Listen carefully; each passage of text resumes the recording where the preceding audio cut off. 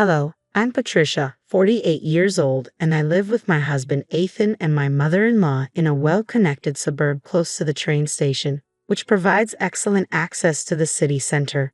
During our house hunting phase, Ethan, who had just been promoted to a managerial position, insisted on finding a spacious apartment, even though it came with a high rent.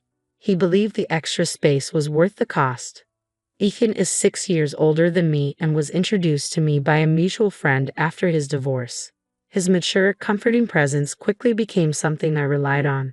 After 3 years of dating, we decided to get married. When I revealed my struggles with infertility due to a past illness, his affection remained unwavering. My feelings for him only grew stronger even after learning about his previous marriage and his son Willie from that relationship. "I'm truly sorry to ask you to live with my parents and son," Ethan had said. "I promise I won't let you suffer. I'll ensure you're happy and give you space so you don't feel suffocated." He suggested moving into a large apartment where I could have my own room. Willie turning 9 that year wouldn't require much care, especially with his grandmother around to help. After his divorce, Ethan's parents had supported him with childcare till his father tragically passed away in an accident, leaving his mother to take over as Willie's caretaker. From our very first meeting, Willie barely made eye contact with me. Initially, I attributed his reserved demeanor to his age and possible shyness, so I didn't let it bother me too much. As long as the family accepted me, I felt content to be part of their household. My mother-in-law, a woman of quiet elegance, treated me with kindness during our formal introduction post-engagement, which gave me hope that we could coexist peacefully. She set clear expectations from the start. "I'll continue to prepare the meals as usual.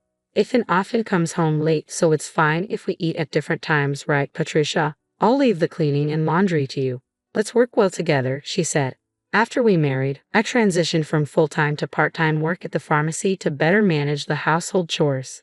This new schedule meant I wouldn't get home until nearly 9:05 p.m., but at least dinner was always ready, a small comfort during my solo dining routine. My mother-in-law and Willie typically ate before I arrived, which reinforced a sense of isolation even within my married life. At first, I wondered if this was all there was to family life, but I gradually accepted it as our way. Despite our seemingly smooth start, it became evident that my mother-in-law never truly accepted me or considered me part of the family. In my attempts to bond with Willie, I asked about his school activities. "Willie, when is the school's activity day before summer? We're all going to see you, aren't we?" Before he could answer, my mother-in-law quickly intervened, saying, "We'll go, just Ethan and me. Patricia, you don't need to worry about it." Misunderstanding her intentions, I persisted, "I can take the day off work. Let's all go together." But she dismissed me sharply. "You don't need to do that. You're Ethan's wife and family has always just been Ethan and me." Her words stunned me. That night, I expressed my shock to Ethan, who explained, "Mom has been clinging to Willie. She probably thinks you're trying to take him away. I'll talk to her about it over time." I managed to attend the activity day, hoping to integrate into the family as a mother figure.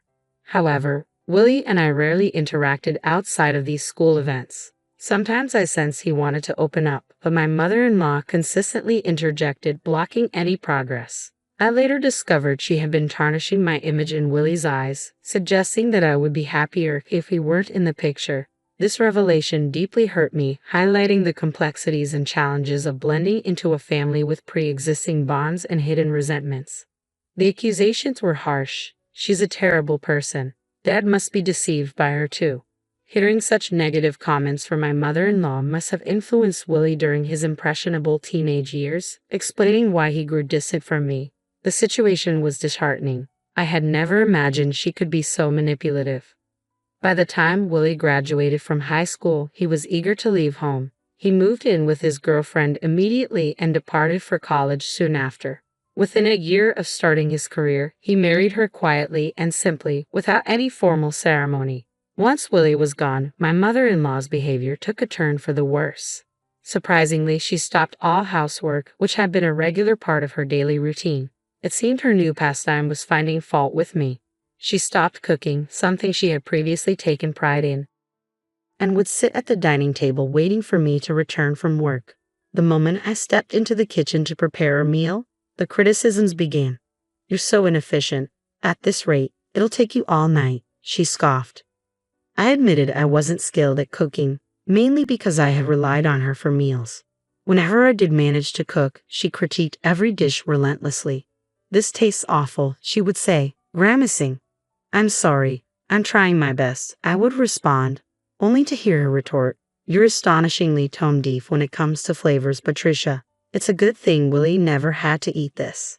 If she disliked it so much, I thought, why didn't she just cook herself? It seemed her goal was merely to berate me. Her complaints weren't limited to my cooking. She began to nitpick everything I did, from chores I wasn't accustomed to handling to laundry. "Why are there so many wrinkles in the laundry? You have to vacuum every nook and cranny. You really can't do anything right. Didn't your family teach you anything?" These jabs at my upbringing were especially painful. She would sigh disdainfully and say, "I don't know how you won over Ethan, but I can't see much charm in you as a woman." She always concluded with the same hurtful line, "If you hadn't come along, Willie would have never left." I realized her heart was aching from Willie's absence. Perhaps it was a case of empty nest syndrome. I told myself that if venting her frustrations on me helped her cope, I should just bear it. However, her antagonism intensified after a particular event: the announcement of Willie's wife, Teresa, being pregnant. The joy she displayed was unlike anything I had seen before. "It's Will's baby. It's bound to be adorable. He'll be my first grandchild," she exclaimed with genuine happiness, watching their elation. Despite the ongoing challenges at home, I found a small piece of joy for myself. My mother-in-law's excitement over the impending arrival of her great-grandchild was nothing short of overwhelming. The catalyst for her exuberance came when Willie asked if his wife, Teresa, could have their baby at our place, given that her family lived an hour away and they lacked local support. Thrilled to be needed, my mother-in-law immediately agreed to help. Joy palpable. Willie's calls became a daily occurrence, each one sending her excitement soaring even higher. She dove into preparations with fervor, clearing out Willie's old room, organizing the space for the baby, and meticulously planning everything from nursery decor to essential baby supplies. The moment I got home from work, she enlisted my help. "Patricia, I've taken care of the vacuuming in Willie's room. Could you handle wiping down the floors and the windows? And make sure to wax them too," she instructed, her tone urgent. "This weekend, we're off to buy a crib," she added, as if it were the most natural plan for our weekend. Juggling these tasks late into the night after my shifts was grueling, and any attempt to shortcut the process was met with a stern command to start over. Before long, her requests extended to finances. "Patricia, I need you to withdraw some money tomorrow. There are a few more things I want to pick up for the baby," she declared one morning. I hesitated, concerned by the rapid pace of spending. Shouldn't we wait for Teresa and Willie to arrive before we buy so much? Maybe Teresa would like to choose some things herself, I suggested, hoping to inject some practicality into the frenzy. Her response was sharp and dismissive. "How can you be so detached? It's Ethan's grandchild, after all." "Oh, but of course, you're not related by blood. You wouldn't understand, would you?" The accusation stung, and I tried to clarify my position gently. "It's not that I don't care. I just thought it might be nice for Teresa to have a say in her own child's preparations," I explained. But my attempt to reason with her seemed to hit a nerve. She shot me a piercing glare, and I realized I may have crossed the line. I watched helplessly as she turned and retreated to her room, deeply upset. That night, I reflected on our harsh exchange, feeling the weight of her words. The following morning, she stayed in her room, likely still angry about our conversation. Ethan was about to leave on a business trip when he paused at her door to make a final remark. "I'm heading out. Don't dampen Mom's enthusiasm about the grandchild. She's been different since Willie moved out. You've noticed it too, right?" I nodded but added, "However, if we use up all our funds now, what will we do when Willie and Teresa need our help?" Ethan frowned, misunderstanding my concern. "Are you suggesting?" "I don't make enough money," Ethan said, but I quickly reassured him. "That's not it at all." However, it was too late. He left visibly upset, leaving me alone to ponder the delicate balance of family dynamics and financial responsibility. As the one managing our household finances for over 12 years, I considered it prudent to think ahead. Ethan had always reassured me that my part-time income was for my own use, so I diligently saved whatever I didn't spend, viewing it as a shared resource for our future. However, the financial stability of our household had been steadily deteriorating over the past 4 years. Ethan's salary had shrunk to a third of what it was when we first got married due to his company's declining performance. Despite the uncertainty about the company's future and his job security until retirement, Ethan was reluctant to seek new employment, unwilling to relinquish his role as department head, primarily to maintain appearances in front of my mother-in-law. As a result, I took on the responsibility of paying our rent while he managed other living expenses. We kept this arrangement hidden from my mother-in-law to preserve Ethan's dignity. One day, feeling the weight of recent tensions, I decided to leave work early to apologize to my mother-in-law. When I arrived home, she was already seated at the dining table, waiting for me. "I'm sorry about yesterday. I may have been too harsh," I began, but she interrupted me with an icy demeanor. "Willie and Teresa are coming back to have their baby here. I need you to move out," she stated bluntly. Stunned, I barely managed to ask, "I have to leave?" She confirmed, "Yes. We don't need another mother figure. You've been redundant for a while now. Willie and his family will be living here. Make sure you're out by tomorrow." Her words hit me like a freight train. I had never felt fully accepted by the family. I had always been the outsider. Now, with Willie's return for the birth, it was clear I was a failure. "You were allowed to experience raising a child. Be grateful for that. We have no obligation to support you anymore. It seems Ethan is tired of you too. Maybe he's getting along well with a new girlfriend by now." Shocked and heartbroken, I grabbed my bag and left the house, wandering aimlessly to calm my shaken spirit. I tried calling Ethan, but despite my mother-in-law's insinuations, he didn't answer, no matter how many times I dialed. I even called his office, only to find out he had taken a few days off. The suspicions seated by my mother-in-law started to seem more plausible. Overwhelmed with emotion and tears streaming down my face, I found myself in front of the pub near the station, a place Ethan and I used to frequent when we first moved here. It still stood as a relic of happier times. As I entered, the owner's face clouded with concern before he recognized me. "Hey, long time no see." "It's been about 6 years," I replied, trying to muster a smile despite my distress. "Yes, it's been a while. I remember you," he said, offering a nod of recognition that brought a brief sense of relief. "Can I get a beer and a mixed plate of charbroiled chicken?" I asked for a small comfort in this familiar place, a refuge from the storm swirling through my life. As I settled into the pub, I engaged in light conversation with the owner, a man of few words, while sipping my cold beer and savoring the charbroiled chicken. Pulling out my cell phone, I lit up the screen to reveal a photo of Ethan and me taken on Willie's 17th birthday. He looked dashing in the slim suit we had chosen together, and I found myself wishing for a closer family bond.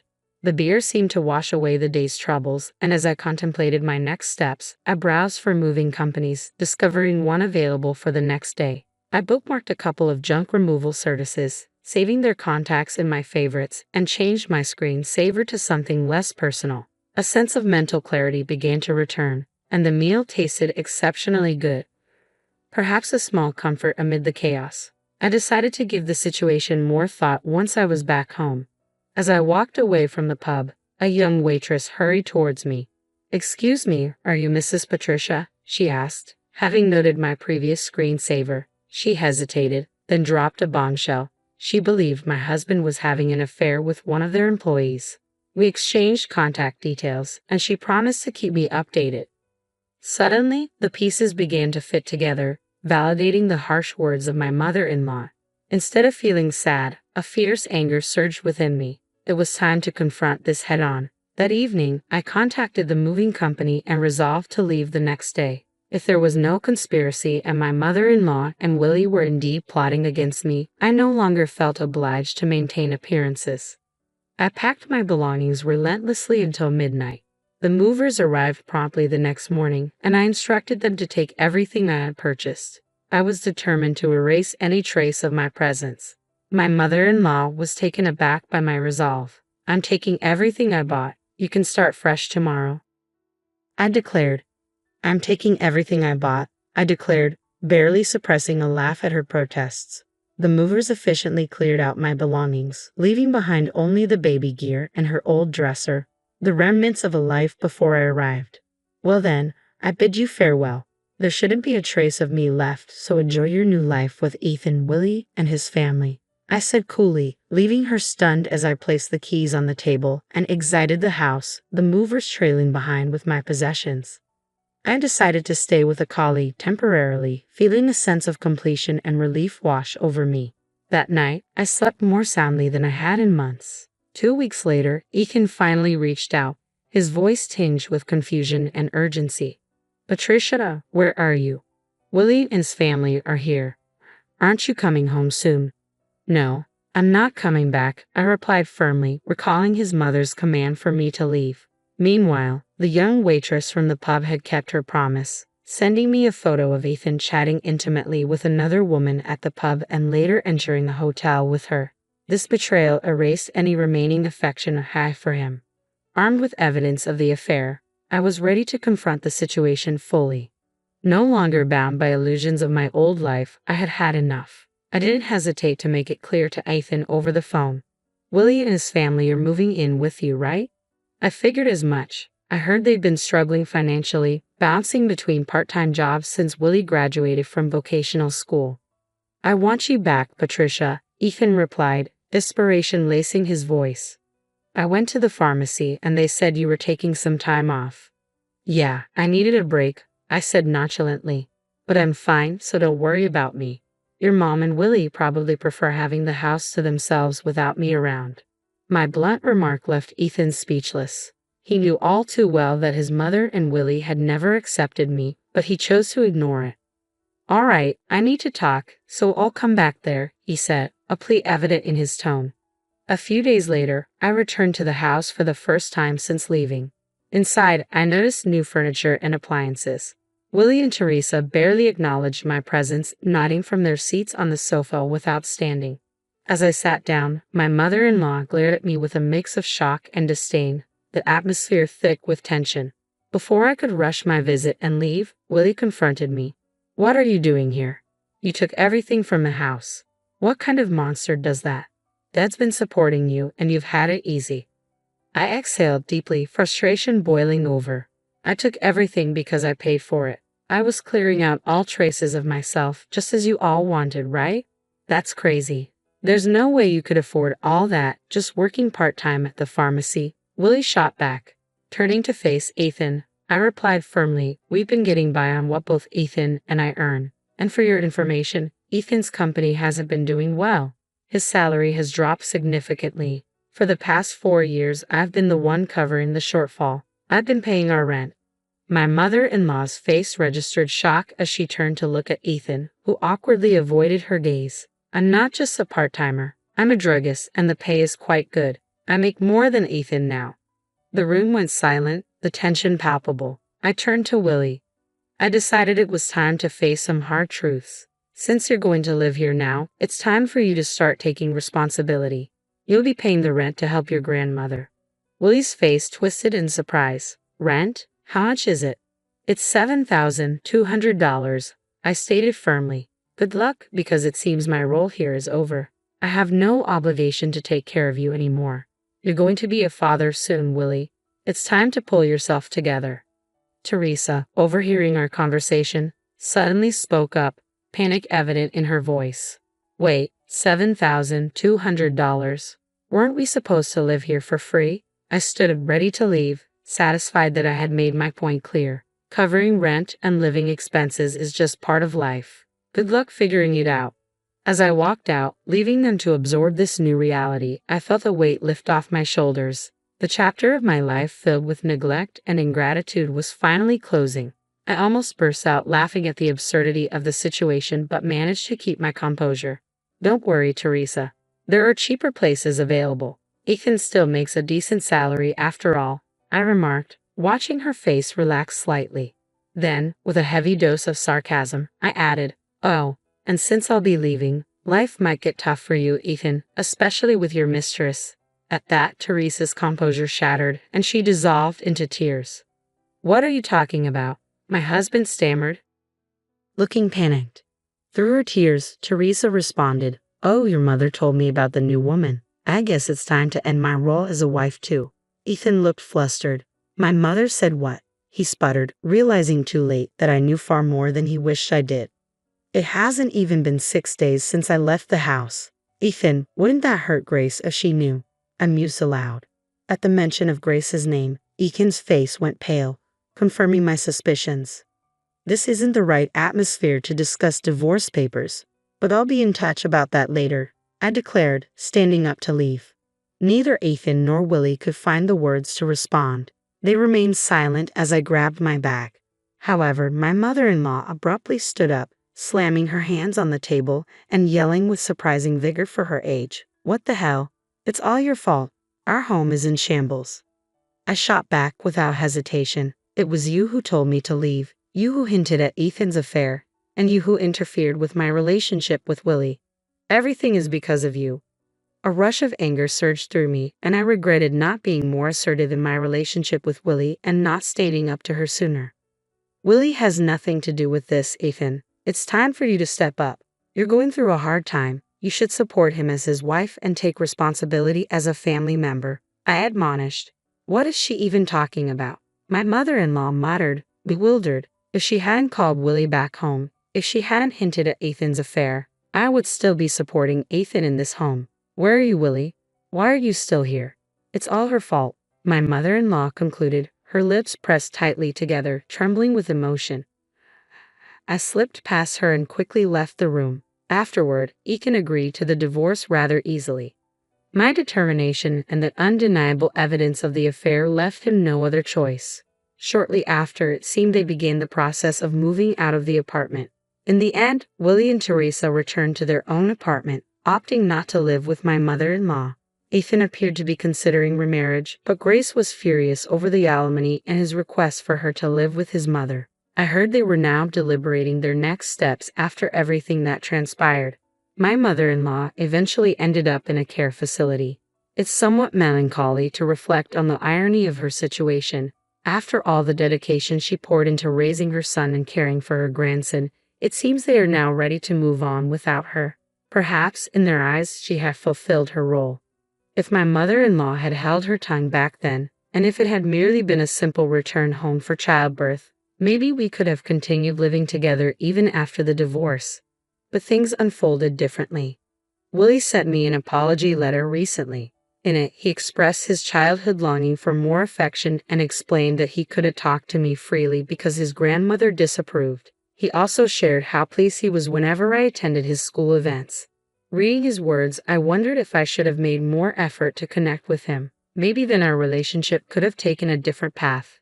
Despite the end of our familial ties, I find myself silently hoping for Willie's happiness in life. As for me, I've returned to my job as a druggist and rented an apartment close to my workplace.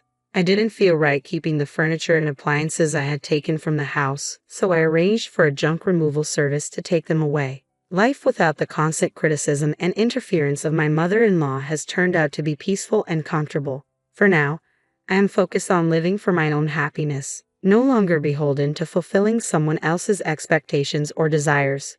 It's a new chapter, one where I can finally breathe freely and look forward to what comes next.